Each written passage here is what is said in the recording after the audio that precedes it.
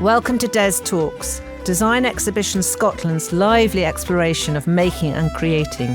I'm Susanna Beaumont, and I look forward to sharing with you insightful and inspiring conversations with some of our most adventurous, curious and brilliant designers, artists, makers and curators.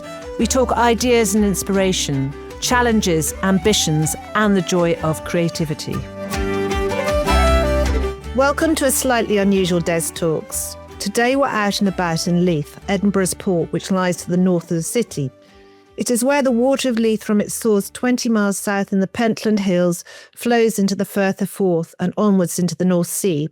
It was once a place of shipbuilding, trade, sea transport and travel, a place of glassworks and bottling, soap factories and barrel makers, and warehouses and more warehouses.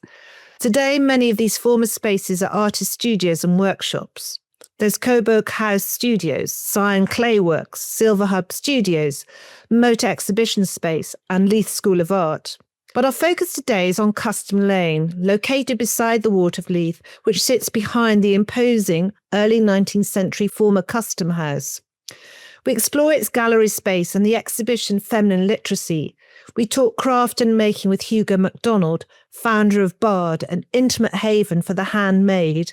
And we chat to Gunnar Groves Raines, architect and founder of GRAS Studio, who has turned Custom Lane into a thriving space that celebrates art, craft and making. And we explore his new venture, Brands of Leith, formerly an engineering workshop which lies just across the water from Custom Lane. It's gradually been transformed into a place of fine food and drink. And there will be studios for artists and makers and designers, and further down the line, gallery spaces. I do hope you enjoy listening to this episode of Des Talks.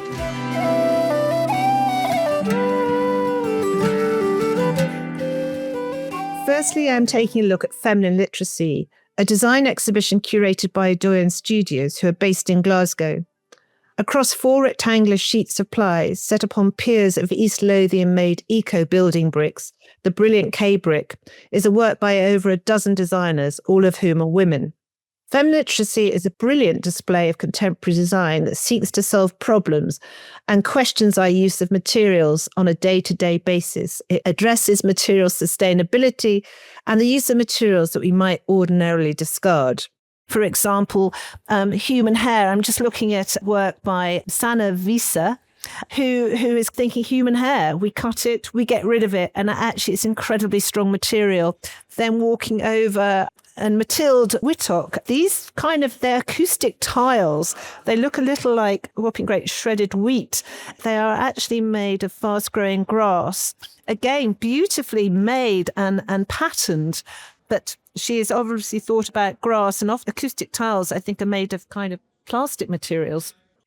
As the exhibition introduction panel states so clearly, this is an exhibition which reclaims the word feminine, dismantling the connotations usually assigned to the patriarchal ideology while reclaiming the depth and meaning of the feminine approach. Drawing from eco-feminist theory, regenerative practices and inclusive approaches, the featured designers embody a shift from domination to collaboration, from extraction systems to restorative ones. And we're now going to go on to talk to Gunnar Groves Raines, who is the founder of GRAS, the architectural firm that are based here, but also it's his vision and ideas that have brought about the making of Custom Lane, the exhibition space, and also over the water, the transformation that is underway of George Brown and Sons.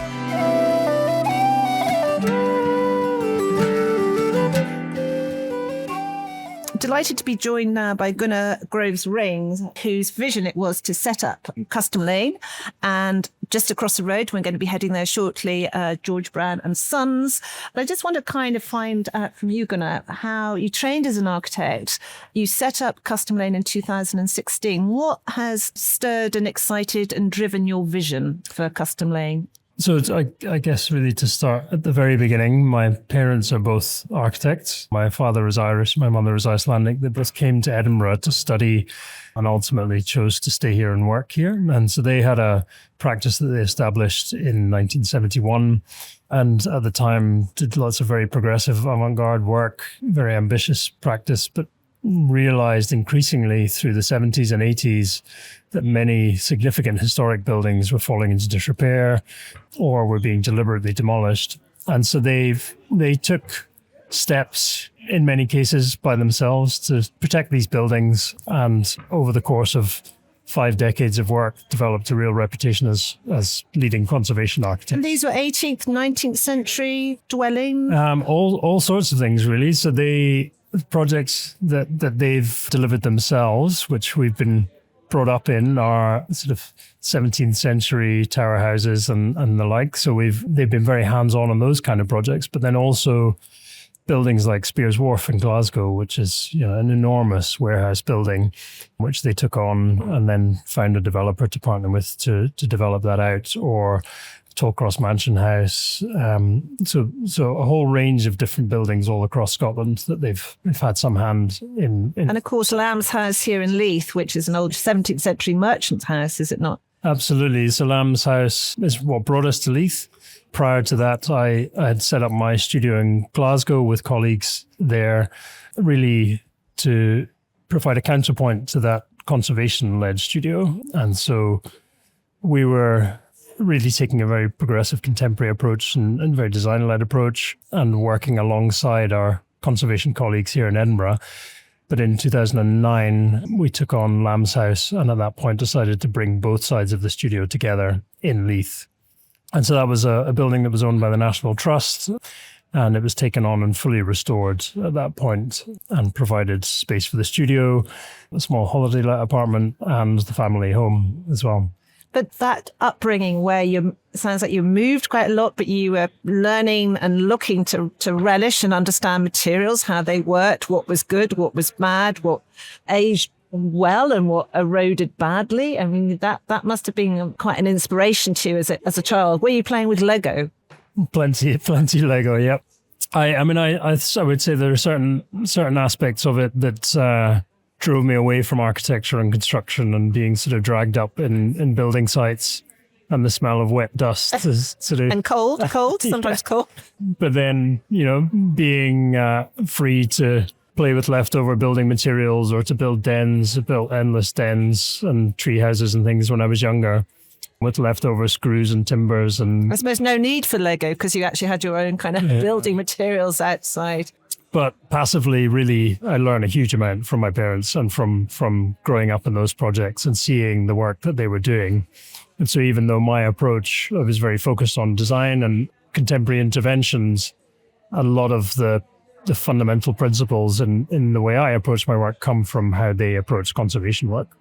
And did you feel as sort of that you wanted to step firmly into the 20th and 21st century, that you wanted to, I mean, I know you've worked on projects where you are working with older buildings and it is about renovation and restoration, but also bringing the contemporary. Is the contemporary something you very much want to celebrate? Absolutely. I mean, I love creative practice, creative thinking. Our approach is very responsive and reactive to conditions and research and an understanding of place and people, and then allowing creative responses to come from that. So I love being led by that process rather than having a predetermined outcome or following some prescribed design style. And so in that sense, we get a lot of satisfaction from the sort of discovery process through all of our projects, which naturally means that one project is different from the next. So that's the thing that really keeps me excited about, learning about materials and discovering things along the way. And to open Custom Lane, and there's quite a hub of folk passing through. There's a coffee shop here. There's a gallery space. There's various meeting rooms. It's also home to artists and designers, as well as GRAS, the architectural practice that you have.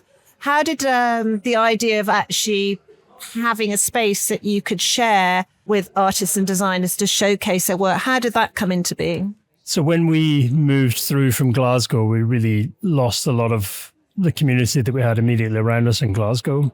Coming to Leith felt quite comfortable to us. It would have been very different if we were in the new town or even in the old town. But we recognised that Leith was the creative quarter of Edinburgh, and there were people doing amazing work all around us, but we couldn't see a place where people could come together to exchange ideas, show work, see work, be inspired by one another, collaborate. And so while we were seeking that connection with the people around us, we also saw a need to create a space for those kind of dialogues to happen. So we were looking at buildings and explored a number of things prior to settling here. But through the project at Lamb's House, my parents particularly became very involved in historic heritage groups who were concerned about what would happen with the basins here in Leith, general townscape matters, and principally the Custom House project. So at the time, the Custom House was owned by the National Museum, and it was an archive building. So it was closed to the public, full of artifacts from the museum, and very few people, certainly younger people, had ever been in the building. And it's a very grand, it's a classical early 19th century. I think it was Robert Reed, the architect. So it's a key building within the kind of civic space of Leith, is it not? It's a big, imposing building built in 1812 in the centre of the town here. So everybody knows the building, but very few people had been in. It was built as a custom house, but it wasn't suited to the purpose of an archive building. So they moved the archive to a purpose-built building in Newhaven, and their plan at the time was to sell the building on the open market. And so there was a lot of concern locally as to what might happen if the building was sold on the open market. So my parents, together with others in the local community, led a campaign to see the building bought by the council using Common Good Fund and to ensure that the building would go into long-term community use. And then we brought in SHBT, who then took on a head lease of the building and have been looking after the building since, and then been working out what might long-term sustainable community use of the building be. But now I just quickly want to know about George Brown. George Brown was an engineering company that were just across the water next to the Shore Bar, if people know that, which you've recently taken on. What's the vision and the impetus behind moving across the water? Yeah, so we opened our doors here in 2016, and ever since we had shows, exhibitions, events here, we've looked across the water to Brown's on the other side and has seen the fabrication works happening inside when the big blue doors have been open. And it's beautiful blue. How do you describe that blue? Because that's a blue that's all, and the graphics are so good. It's always caught my eye. It's very iconic, and everybody knows those blue doors. Yeah. And every architect and every designer has dreamt of doing something in that building, and we were just the same as everybody else. We thought, wouldn't it be great? How amazing it would be to have a building like that. As there was discussion around what might happen in terms of construction work and future phases of work here at the Custom House, we began exploring opportunities around us. We had already spread beyond these four walls, so we took on St Ninian's Manse. We have 4 businesses there, and we have studio space that we have 3 businesses in at Lamb's House. So we are naturally growing beyond these 4 walls, but we felt that we should be exploring lifeboats should we need them if we have to decamp from this building at any point. So we spoke to George Brown at the time and said, if you were ever to consider selling the building, please do keep us in mind. And from that initial conversation, a number of fortuitous things happened, and we've now been able to get into a position where we have the use of the building, which is incredible. And it's also very good news because George Brown, I think they've decamped to bigger premises out at McMurray, so they continue to engineer and boat build and all the rest, don't Absolutely. And we've done some work with them on some parts of the building, which has been great. We've been in close dialogue with them since they left the building, and we were delighted when they were supportive of the idea of using the name Browns of Leith. So they have their company, still a trading company, but it does look... paint the doors. Not yet, anyway.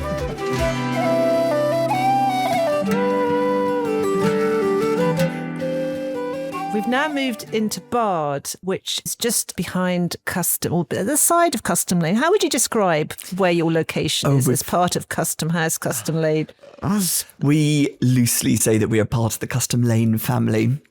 But every weekend we have a nightmare trying to give directions to people who are coming to visit us, because we are part of the customs buildings that are the Customs House.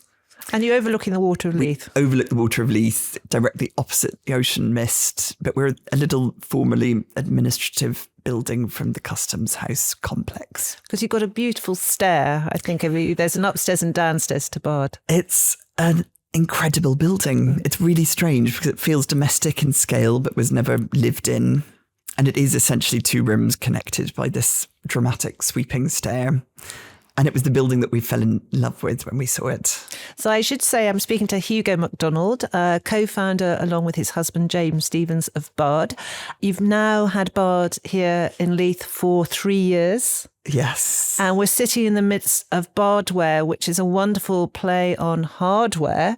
And you're showing work by a number of artists and makers and designers from across Scotland. So maybe just say a little bit about the making of Bard and then a little bit more about Bardware. Well, Bard really was born out of James and my collective desire to create a home for Scottish craft that was sort of physical and an environment where people can come in, obviously look at a wealth of different things that are made all over the country and the islands, but also pick up and touch things and interact with lots of different material expressions. We have both worked sort of adjacent to craft, me as a journalist, James as an architect and an interior designer for the last 2 decades. And increasingly we felt that craft is something very important and fundamental in life, but the industry around it seems to be very protective about it. And the way that a lot of people sort of learn about craft tends to be in museum contexts or gift shops at the other end of the spectrum. And there is a wealth of daily life that craft can impact in very powerful, tangible ways that improve everybody's lives. It's not something that needs to be on a plinth in order to be taken seriously. What strikes you as walking in is this kind of palette of both colour and materials. I mean, we're looking at kind of clay and ceramics, glass, wool, wonderful kind of platters, both wood and ceramic up on the walls. But this is what is that you want to touch and stroke everything, and that's important to you. Absolutely. I think we want to demystify craft and sort of take away that capital C from the front of it so that people understand ways in which craft as a process and as a mindset are really important things in life. And actually, the subject of craft has lots that it can contribute to modern life. It's not something redundant. It's not something nostalgic. It's something that is a fundamental human way of meeting the world with mind and hand together.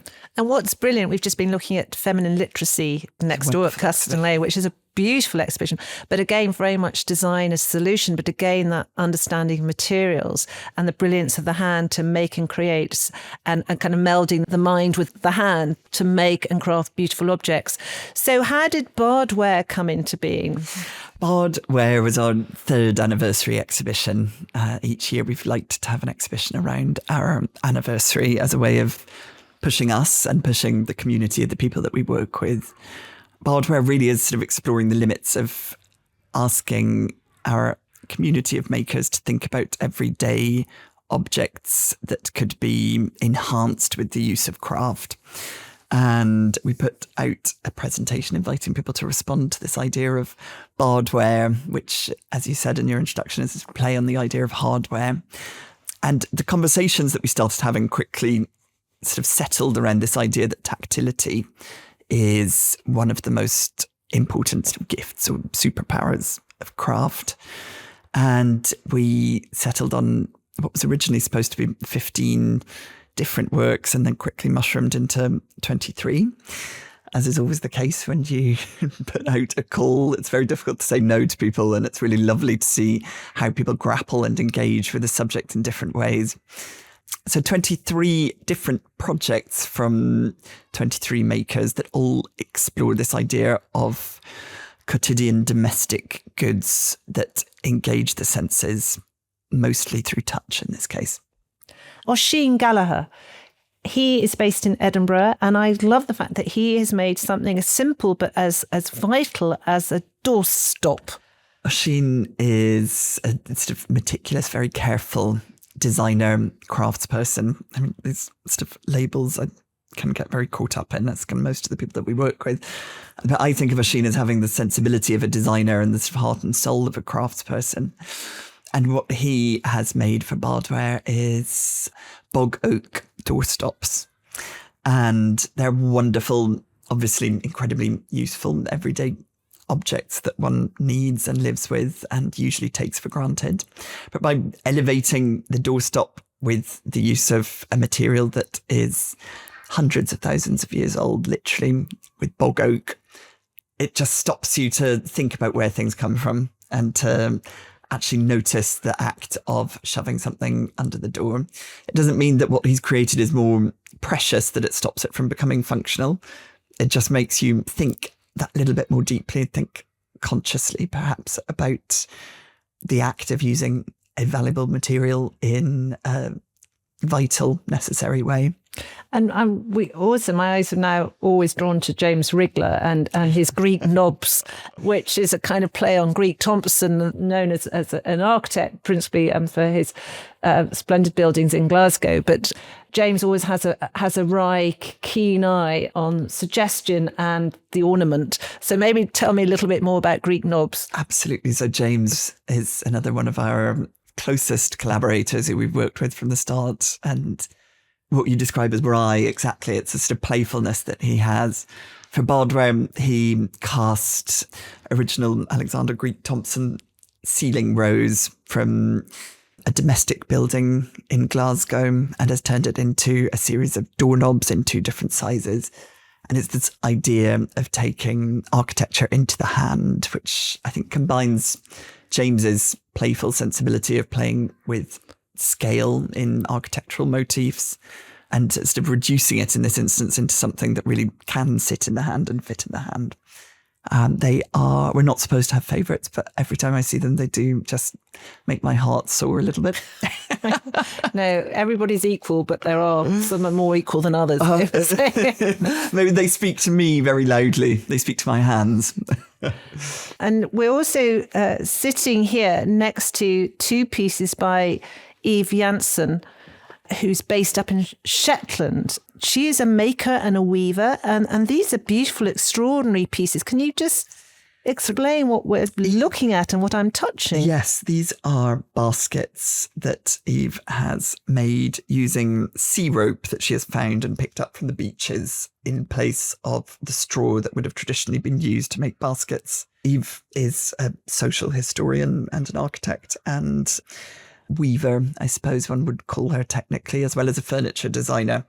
And she is looking at sort of the slow demise of farming and therefore the abundance of oats as a material, or the byproduct of oat farming, which was straw, which would have been used for the backs of the chairs that she started off making and the baskets. And instead she's replacing that with a material that is sadly new and in abundance around the coastlines of Shetland, which is sea plastic. And this is a kind of brilliant neon orange of those ropes, as you say, that you kind of see washed up onto beaches. And it makes, and along with the black that she's used, and the base is, I understand, a bit of discarded old furniture that she's cut up and reused. So that she's got this kind of hunter-gatherer, the way that she works, gathering materials and bringing them together through kind of brilliant use of her hand and craft. Absolutely. And it is that resourcefulness that is such an embedded part of the craft process. And it sounds sort of fetishistic when you think of using an old antique piece of furniture that's beyond use, such as Eve has used for the bases of her baskets. But she speaks about it so fluently and so cleverly and simply that she is just continuing the process that she has grown up with on the islands, which is you use what you have to hand. And just because we live in an age where it's possible to order something from Amazon and maybe it takes a little bit longer to get to Shetland than it might do to mainland Scotland, but that sort of ease and simplicity definitely doesn't make the world a better place. So she really is sort of putting her heart and soul into the craft process and using these objects as sort of indicative ways of expressing time-honoured skill and tradition. But that's what I think it is about materials that are close to hand. There is an intimacy of where the makers have gathered the materials, but then this use of the hand. And now my eyes and now my hand is actually touching is a kind of beautiful vessel by Jonathan Wade, a Glasgow-based ceramic artist. So this is kind of, it's fast and beautiful. It's slight kind of luster to it. Yeah. Tell me more. Jonathan is an RCA graduate who has been based in Glasgow for the last decade. And he is a wonderful, expressive ceramic artist who explores with the idea of everyday objects and plays with their scale and their finishes. So for Bardware, he was fascinated by our call out to experiment with valuable objects that one could still touch and use. And he's made these two huge vessels, one which is wood ash glazed, and then this black pot, which is a simple iron oxide loosely brushed onto the clay, and it fluxes during firing to create this sort of metallic sheen. And he brushes it to give it this texture, which is endlessly satisfying to stroke over the course of a day. We also have 5 wonderful platters that each explore a different glaze technique from Jonathan at scale. And he was adamant that we should display these on the wall so that people can get really up close to them and look at them sort of at face height, so that you can almost have a sort of bodily experience with the glaze effect, and that it's not something that you just put down on a surface and maybe sort of clutter up with keys and things, but that it becomes something practical still, but something artistic potentially also. No, that they're beautiful. And as you say, to be able to look at the kind of eye, or one is a little higher than eye, but the way you can look into them and really kind of immerse yourself in the glazes and the colour and the way the light catches them at different times of day as well. I imagine that. Absolutely. And it's lovely. We see people come in and really get lost. And that really is the idea of Bard, is it's an environment where people come and have an opportunity to build relationships with materials and with stories and with individual craftspeople doing different things that spark maybe memories of things that they'd seen as children or things they'd grown up with, or just the curiosity about something they'd never seen before. And as much as it is definitely a shop and a gallery and a commissioning platform, it really is just a home also for people to come and understand and think about craft and what it means and what it can be. It's a celebration. It's a celebration of the contemporary, the hand, but also pulling on tradition, but kind of that sense of invention and yes, looking again at Eve's work of what materials are close to hand and should be used and maybe even celebrated like this. But less plastics on the beach, please. But how long does Bardware continue for? Bard runs until the 23rd of December. And in that wonderful way that we are not a strict gallery or a shop, and our exhibitions also sort of bleed into the environment. So we don't really finish Bard wherever, it will just become part of Bard's layered world, ongoing forever. Well, thank you, Hugo. That was brilliant. Thank you. Thank you.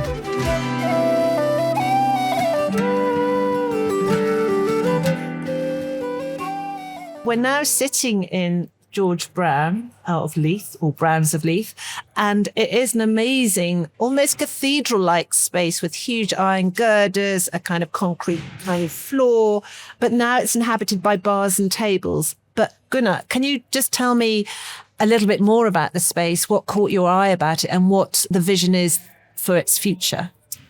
Really, in the first phase, because of where we are on the shore here, we felt that food and drink was the right place to start, to bring people in the building and to facilitate those conversations about the building's future. But our aspiration longer term, moving from where we are now into the rest of the building, is that it's a really mixed, diverse community of producers and makers. So we'll have food and drink, but also when you step further into the building, you'll be able to see things being made, baked, blended, roasted. And then as you go upstairs in the building, then there will be creative spaces. We already have jewelers working in there, textile artist Hayley McCrory is upstairs, Gina Burgess. And then we will have spaces for exhibition and events in the upper parts of the building as well. So it's a very diverse program. And the idea is that people can come in here and catch a gorgeous tea or a local wine, go to the Shook Bar, go to Hayes, eat, drink, and then explore the rest of the space and maybe see furniture making or see baking of bread. Is that the whole idea, that you can kind of kind of smell the aroma of making, whether it's coffee or furniture or craft. Yeah, I mean, absolutely. Starting from architecture and design and then working out from that, really, our goal is to support great creative practice and to lower the barriers to allow people to do really good things here. So that applies to the architects, interior designers, product designers, furniture designers that we've worked with in the same way that now applies to the partners that we're working with on food and drink. And the partners are? So we're working with Hayes, which is brought by the Radford family behind Timber Yard Restaurant and Montrose Restaurant. And Hayes is a very accessible offer of natural wines, beers, cocktails, soft drinks, beautifully selected teas, coffees, hot chocolates in small plates. And then we have Ewan from Shrimp who's launched his Shuck Bar here. So very focused on a celebration of Scottish seafood produce. And then Severino's, local hero and pizza. Michele, who's launched his small spot here with us, which has a menu which is very tailored to Leith on the shore. And these tables, I mean, they're rather beautiful. Tell me a little bit about these tables that we're looking at. Are they kind of made of aluminium? There's a lot. All of the units in the space with Hayes are stainless steel, and really they take the lead from the building. Obviously, there's been incredible ships and vessels and bicycles and all sorts made in this building in years gone by. So we were very keen to reflect that in our response to the building. The building itself, we've deliberately taken a light touch approach, so you can still see the gantry crane above your head and the cable behind you with a hook. So we wanted to put in elements which would be the refined elements against that rough shell. And then at points, those two things come together, like this table here, which is actually suspended from the gantry crane on the first floor. So there are elements where the rough and the smooth meet. And I must say, on a kind of chilly, slightly damp day in Leith, it's warm. So congratulations. There's a beautiful warmth here. But just how many square meters, just to give kind of people an idea, because this is not a small space and it's just the one story up above us. Yeah, there's one story and a mezzanine level above that. You know, in the dream plans, there would be accommodation which would engage with the roofscape, which is a view of the castle and a view over the harbour. But that's probably several years in the future. It is a big building. Exact square footage, I'm not sure off the top of my head, but let's say 1,500 square meters, 18,000 square feet, something like that. But the volume is really what is significant about the building. So especially when you go through the back, it's 18 meters from the floor to the ridge of the roof. So there's just a huge volume of space to work with.